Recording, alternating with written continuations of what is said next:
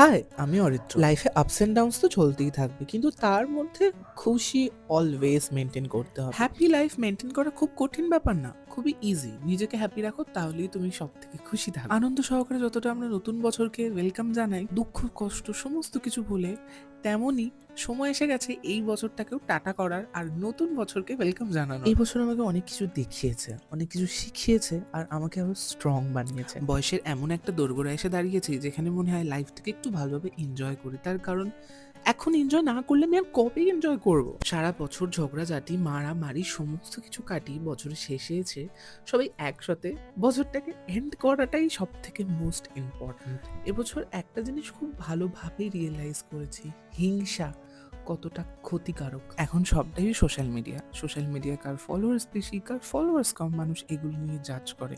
But এগুলো কি সত্যিই একটা মানুষকে জাজ করার জিনিস? আর কোনো মানুষকে কেউ জাজ করে কি করে?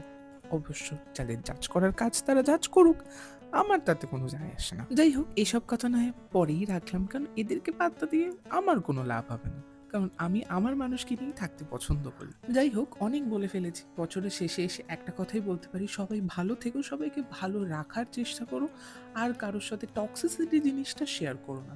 এটাই আর কি। আর সবাইকে happy new year in advance. By.